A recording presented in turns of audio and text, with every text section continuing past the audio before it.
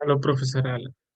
Today I'm going to talk about my topic, understanding the relationship between the local and global digital economy and its social impact in Netherlands. First thing I want to talk about is why I chose Netherlands as the location for my research project.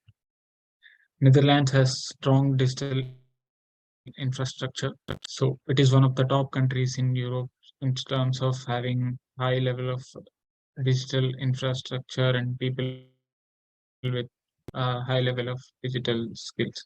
It has high level of ICT adoption, and there is a lot of innovation that is going on in Netherlands.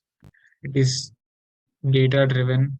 So according to the DC report, it has very high score in terms of being data driven and in terms of its digital performance overall.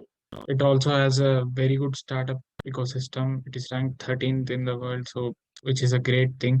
And startup ecosystems enable a lot of innovation and opportunities for outsourcing. These are the data sources that I've used to collect the data in the above slide.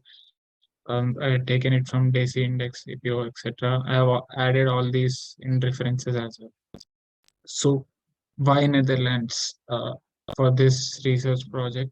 Again, we can look at the digital economy. Like the R&D expenditure was over 18 billion euros in 2020, which is really high.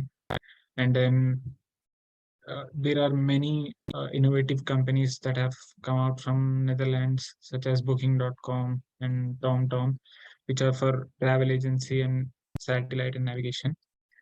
Now let's look at the GDP of Netherlands and how the ICT sector contributes to it. Netherlands in 2020, the ICT sector contributed to 3.5% of its total GDP. It 3.5% might be less compared to countries like Ireland, but at the same time, the GDP was around 1 trillion. So, if you look at the total contribution from the ICT sector, it was more than 30 billion USD, which is a lot. Also, uh, comparing it to the global and social world would be another statistic that is needed to understand its impact.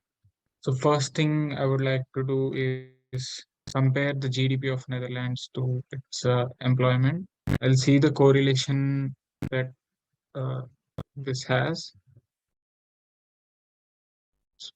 The correlation analysis. I'm just taking this as an example for now.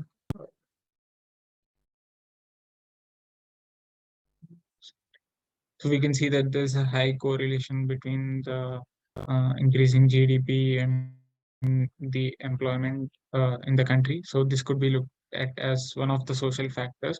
There are many more social factors that can be looked at, but this is one of the examples. At the same time, if we look at the GDP of Netherlands and compare it to the world, just to see if there is any correlation between these things. Here.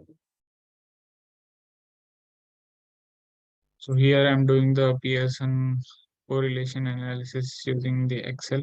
So even here we can see if it's 0.9, it's like high correlation and it's positively correlated. Anything above 0.3 would be positively correlated. And there can be factors that are also negatively correlated, which can be looked at later.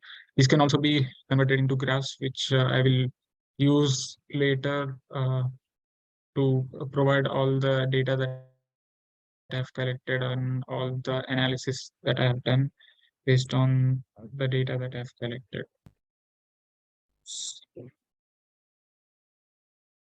No. Other factors that can be used for the correlation analysis would be the digital economy and impact that digitalization has in Netherlands, other socio-economic factors, and other factors that can be compared to the global economy. Thank you.